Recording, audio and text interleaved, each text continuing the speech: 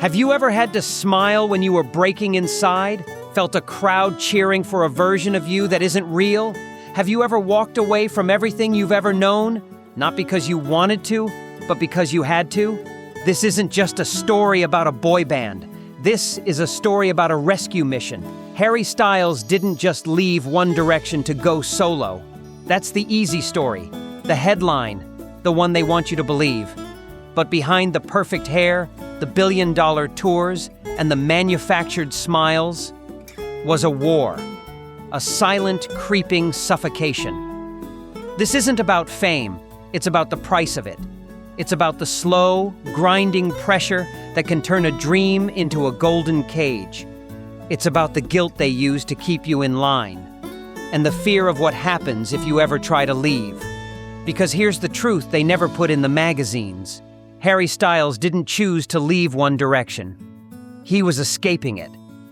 In this video, we're going to pull back the curtain. We'll expose the story the industry buried.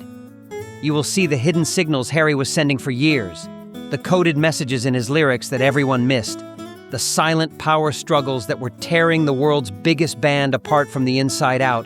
And stay with me, because Harry's story isn't just about him. It reveals a dark and predatory pattern that still traps young artists today. What happened to him is still happening right now. Part 1. The Gilded Cage. When One Direction hit the world stage, it wasn't a band. It was a cultural hurricane. 5 boys packaged and perfected for a generation. Each one a personality, a product. Harry, the charmer. Zayn, the mystery. Liam, the dad. Louis, the rebel. Niall, the fun one. Millions of us saw ourselves in them. We projected our dreams, our first loves, our hopes onto these 5 faces. But we were cheering for a fantasy. Behind the scenes, it wasn't a band. It was a brand, an empire. As their creator, Simon Cowell, once admitted with chilling honesty, they're a brand as much as they are a band.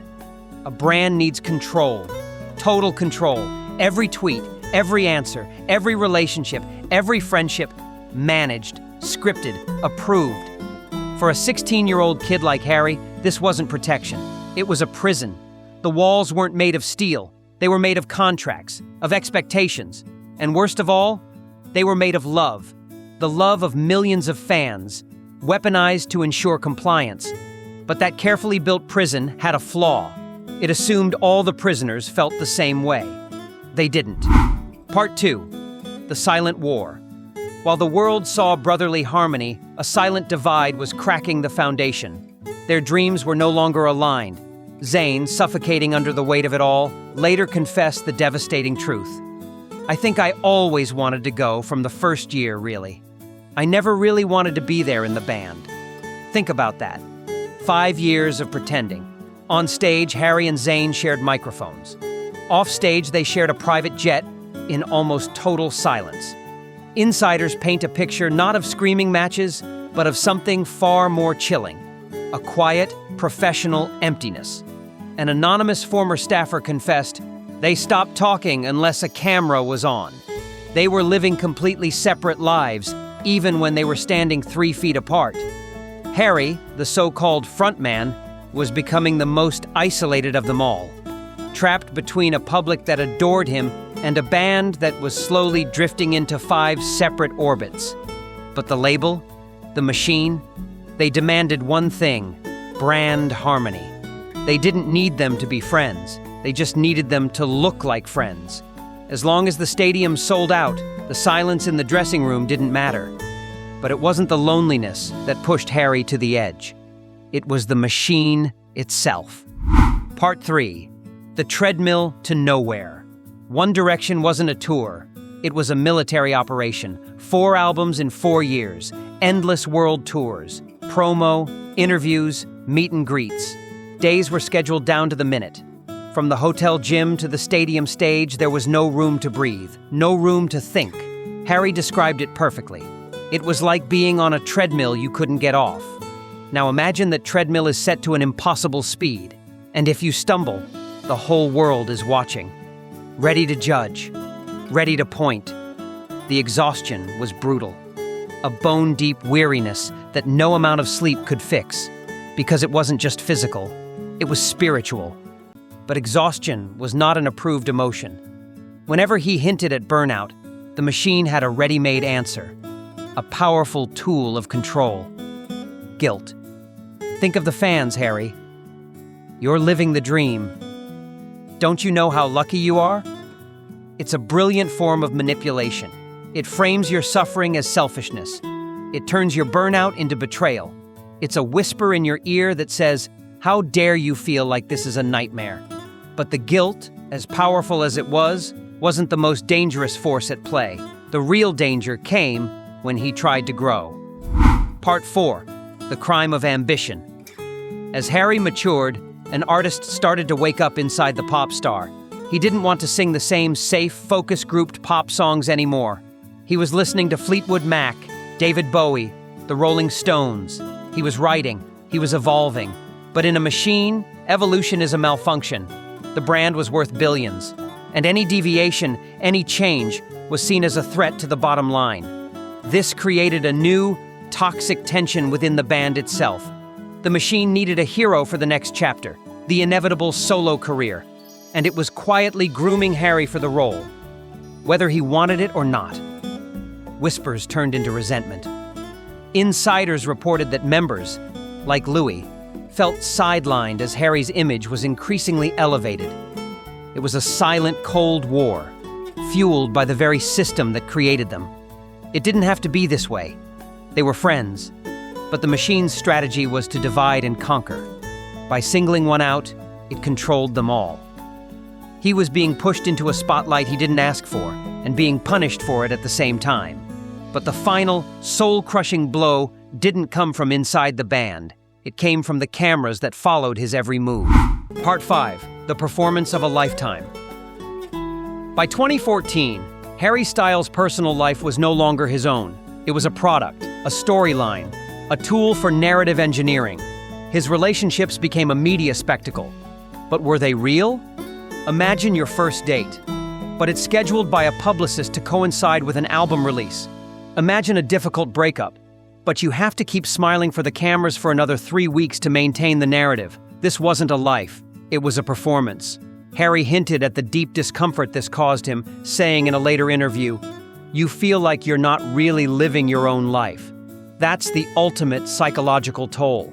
When your entire existence is curated for public consumption, where does the real you go to hide? What happens when you look in the mirror and you no longer recognize the person looking back? You start looking for an exit, and then someone else finds it first. Part 6. The First Domino. March 25, 2015. Zayn Malik officially left One Direction. The machine shuddered. The world was shocked. But for Harry, it was something else entirely. It was a crack in the prison wall. Zayn didn't just leave a band. He proved the door wasn't welded shut. He proved escape was possible. But Harry is not impulsive. He's a planner, an observer. He did his duty. He finished the tour as a foursome.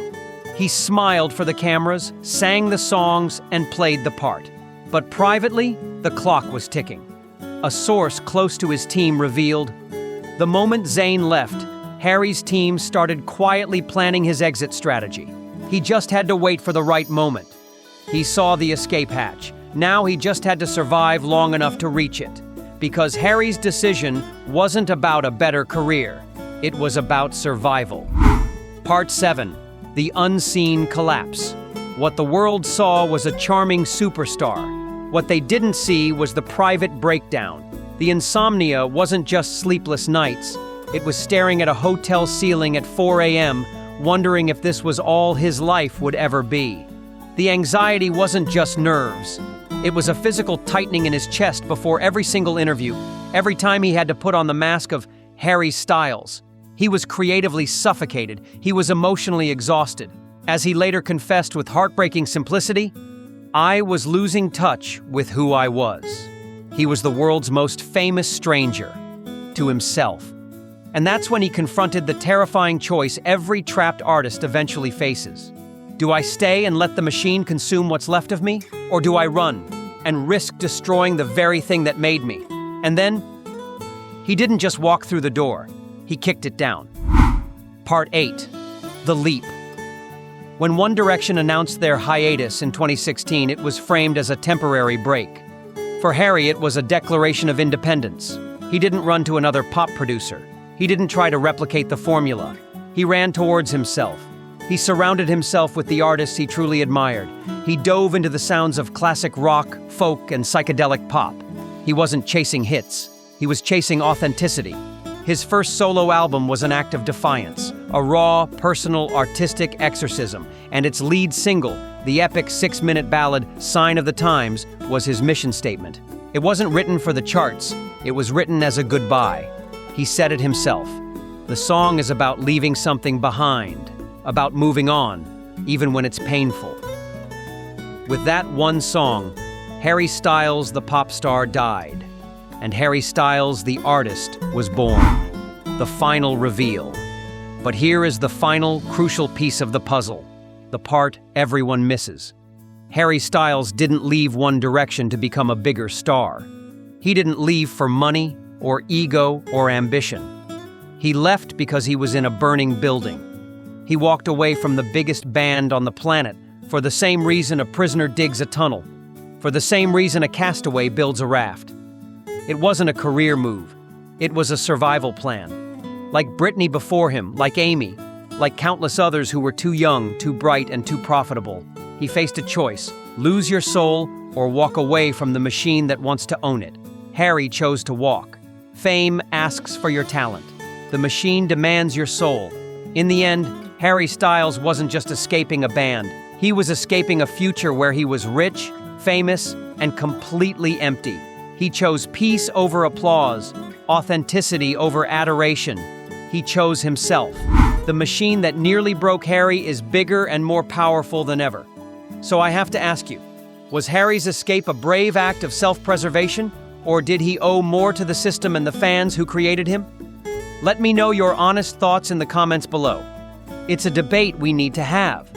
And if you want to see just how deep this rabbit hole goes, watch our next video right here, where we expose the legal contracts and psychological tactics labels use to control artists from the moment they sign. Don't forget to like, subscribe, and hit the bell so you don't miss the stories the industry doesn't want you to know. Share this with someone who needs to see the truth behind the headlines.